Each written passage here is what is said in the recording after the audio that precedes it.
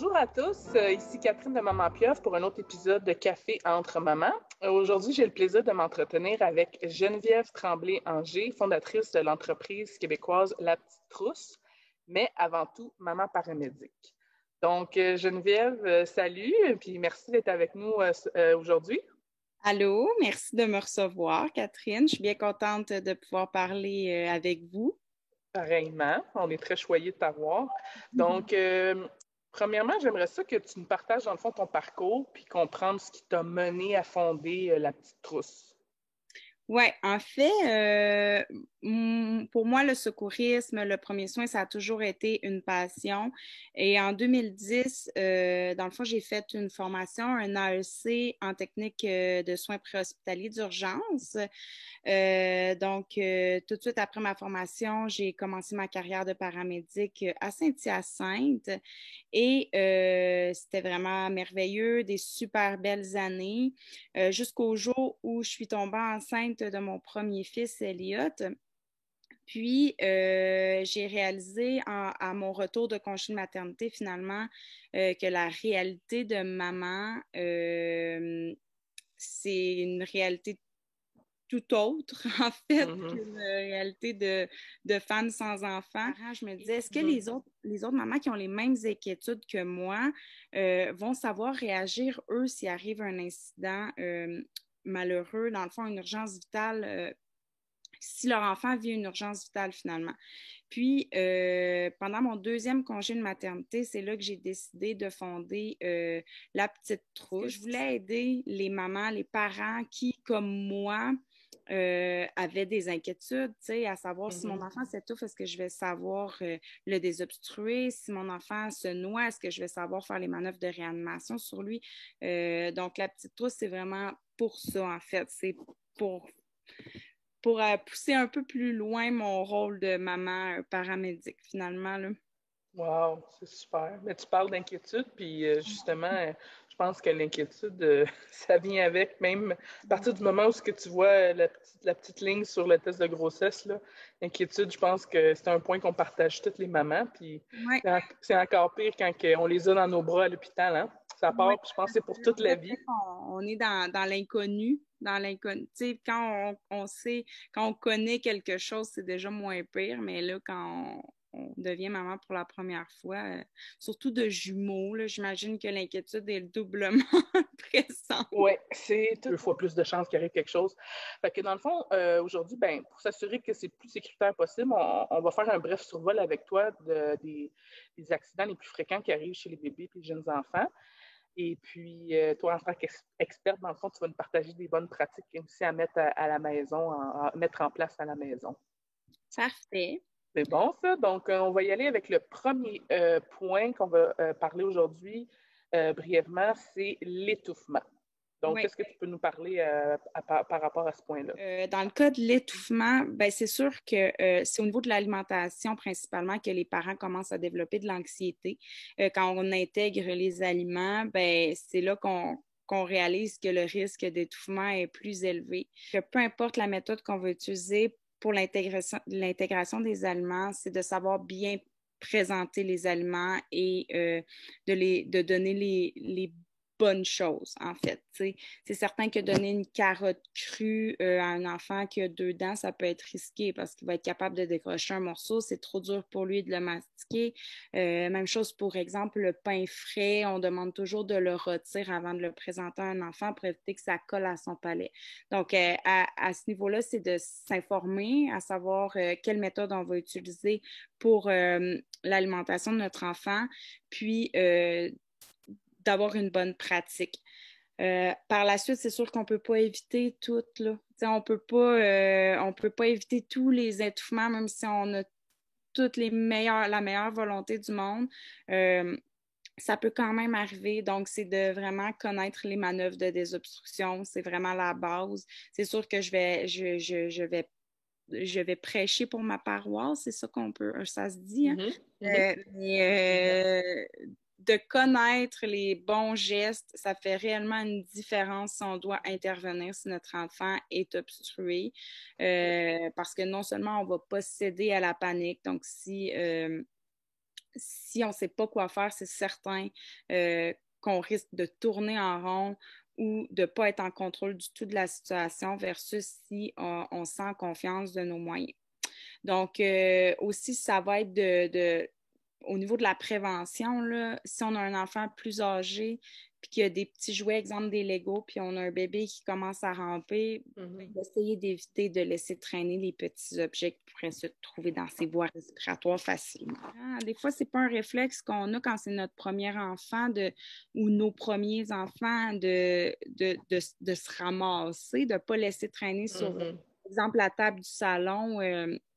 Des menthes ou des petites choses qui pourraient mettre dans leur bouche. Des enfants, des fois, on se retourne puis il a réussi à se lever. Il ne l'avait jamais fait, puis là, il l'a fait. Fait que, il peut très bien réussir à prendre nos choses à nous. Effectivement. Oui, effectivement. Le deuxième point que tu voulais nous parler, c'était la noyade. La noyade, même si l'été se termine, déjà terminé en fait. Bien, la noyade, ça peut arriver l'été, mais ça peut aussi arriver l'hiver. Oui, dans le bain. Oui. Donc, dans le bain, ça peut arriver à la piscine intérieure, là, tout simplement. Donc, malheureusement, c'est toujours accidentel. Les enfants sont plus vite qu'on le pense. C'est des fois, puis ils ont des idées. S'ils veulent arriver à leur fin, ils vont arriver à le faire. Donc, la première chose, si on a une piscine à la maison, c'est de bien sécuriser l'environnement aquatique. Donc, le tour de la piscine, d'être sûr qu'on est bien légal au niveau des recommandations, d'avoir une clôture qui est verrouillable, de rien laisser traîner autour de la piscine que notre enfant pourrait déplacer, puis grimper pour aller regarder dans la piscine ou aller chercher un ballon, une balle, peu importe. Donc, c'est vraiment d'avoir un comportement sécuritaire à ce niveau-là si on a une piscine à la maison. Ensuite de ça, évidemment, la baignoire, tu sais, un jeune enfant, un bébé qui tombe sur le ventre n'est pas nécessairement capable de se relever sans aide. Donc, c'est là que la noyade peut survenir dans le bain, de toujours rester proche de la baignoire quand notre enfant prend son bain. Une noyade, c'est silencieux puis c'est super rapide. Fait qu'il ne faut pas penser que si mon enfant se noie, je vais l'entendre si je suis dans la cuisine. C'est faux. Souvent, c'est vraiment pas bruyant. Donc, vraiment de garder une surveillance constante quand nos enfants sont dans le bain. Puis après ça c'était le volet plus prévention, puis le volet en fait, c'est de savoir les manœuvres de réanimation. Donc, s'il y a une noyade qui se présente, ben, c'est de savoir faire le massage cardiaque et le bouche à bouche à notre enfant. Ça peut réellement faire la différence. Si on ne fait rien, l'enfant va tomber dans une mort cérébrale assez rapidement. Donc, faut connaître ces manœuvres-là encore une fois. Ça, c'est un autre défi pour nous, les mamans de jumeaux, jumelles, le bain à deux bébés. Là, je ne sais pas combien de fois dans les livres que j'ai lus pour me préparer à leur venue, là, que ça disait les bains, là, jamais les donner seuls au début. Il faut vraiment planifier là, pour être sûr d'être sécuritaire à 100%. Puis, c'est pas grave s'ils ne l'ont pas à chaque jour. Là, c'est d'être sécuritaire, puis de faire fi de toute distraction, que ça sonne à la porte, que ça sonne au téléphone, peu importe. Juste avant le cellulaire. On a toujours notre cellulaire, on le regarde, des fois, ça aide à passer le temps puis à garder notre santé mentale. Quand notre enfant est dans la piscine ou dans le bain, laisser le cellulaire sur le côté, comme tu disais, une distraction, là, ça suffit à tu lèves les yeux puis ton enfant peut être noyé. Là. Fait que vraiment, peur, mais il faut vraiment être vigilant. La troisième point, c'est les chutes et les accidents domestiques. Évidemment, les chutes, pour un enfant, ça peut être grave, ça peut être mortel. Je parle d'une chute de plus que 5 marches, là, généralement. Là. Puis, dans le fond, puis les accidents domestiques, j'ai mis ça dans le même panier parce que, dans le fond, c'est de sécuriser sa maison. Quand je parle d'accidents domestiques, je parle, exemple, mon enfant a bu un liquide un liquide dangereux, un liquide toxique, un détergent, peu importe, quelque chose qui traînait ou dans la pharmacie, il a pris des comprimés, il a bu du sirop. Donc, tu sais, ça rentre dans les accidents domestiques avec les chutes parce que la solution, c'est tout simplement de sécuriser notre environnement, toute la maison, quand on attend un bébé ou quand notre bébé est là puis commence à se déplacer, vraiment de mettre des barrières sur les escaliers. Donc, une barrière qui convient si on la met en haut, puis une barrière pour les marches d'en bas, parce que l'enfant peut commencer à grimper aussi, puis débouler les marches. Oui. Pour tout ce qui est je trouve pas le mot, mais tous les détergents et ces Produits choses. chimiques. Oui. Oui, les produits chimiques, merci. Dans le fond, ben, c'est de barrer les armoires ou de les mettre hors de la portée des enfants, donc en hauteur ou dans une pièce où ils n'ont pas accès. Même chose pour la pharmacie. Tu sais, si on met nos comprimés, nos médicaments dans un bac, ben, on les met très haut ou dans une pharmacie qui se barre, tout simplement. Ouais. Puis là, de connaître le numéro du centre antipoison ou de l'enregistrer dans votre téléphone. Je vous conseille de le faire. Puis, il ne faut pas hésiter à les appeler. Là. Ils savent quoi faire pour chaque intoxication. Donc, c'est quoi que ce soit, il faut communiquer avec. Donc, c'est un bon petit survol. Pour terminer, est-ce que tu pourrais nous présenter un bref aperçu des ateliers et services offerts chez la Petite Trousse? Oui, ben dans le fond, la Petite Trousse, principalement, elle a été fondée pour outiller les familles, donc donner des formations sur les bases du secourisme.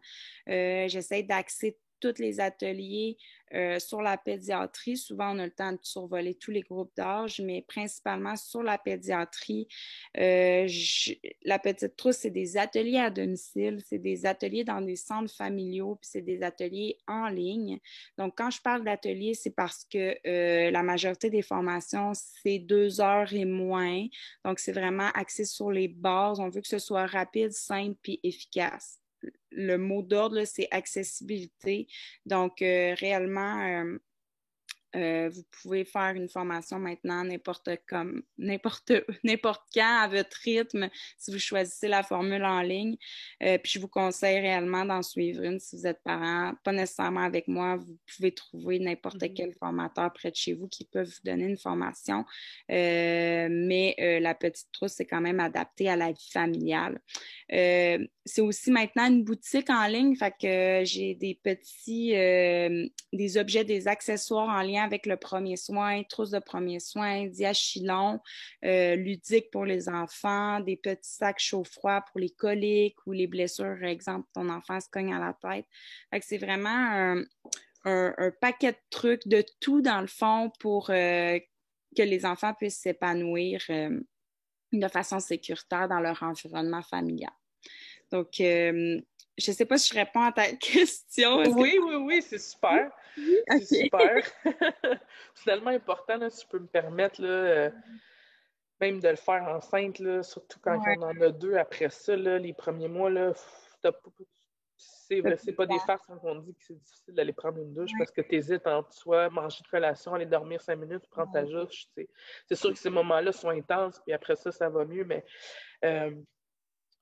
donc, si on peut le faire pendant qu'on est enceinte, c'est merveilleux. Fait que je vous encourage toutes à le faire. Si vous allez sur mon site Internet, sur la zone d'outils gratuits, il y a plein d'outils que vous pouvez faire en famille pour sécuriser notre environnement. Fait qu'un plan incendie, une chasse aux produits dangereux, un aide-mémoire sur le secourisme. Donc, il y a toutes sortes de trucs. Abonnez-vous. Dans le fond, vous vous abonnez à l'infolette, vous allez recevoir un mot de passe pour être membre de ma famille. Donc, yes. n'hésitez pas à me poser toutes sortes de questions. Moi, ça me fait toujours plaisir. Puis, c'est vraiment pour vous que je le fais, puis pour vos enfants, parce que je veux qu'on soit capable. Faut qu'on sauve, il faut qu'on en sauve des vies, puis c'est les parents qui peuvent le faire parce que c'est eux qui sont là quand ça se passe. Donc, n'hésitez vraiment pas à vous informer sur le sujet. Puis, comme tu dis, on n'a pas le temps, mais il faut pas attendre que... J'ai souvent des mamans qui ont eu vraiment peur, des parents là, qui viennent à mes ateliers ou qui achètent un atelier puis qui disent, là, c'est parce que j'ai eu vraiment peur qu'il arrive quelque chose. Je savais pas quoi faire. Puis finalement, le dénouement est positif, heureusement, mais là, ils décident de prendre une formation. Mais il ne faut pas attendre qu'il soit trop tard non plus. Non, le fameux mieux vaut prévenir que guérir, là, prend tout son sens. C'est vraiment ça. Je le dis pas parce que je trouve que ça fait comme un peu kitsch là, comme phrase, mais ben, je l'ai faite. J'avoue. C'est super. Merci encore, Geneviève. Et merci à toi, Catherine. Bye bye.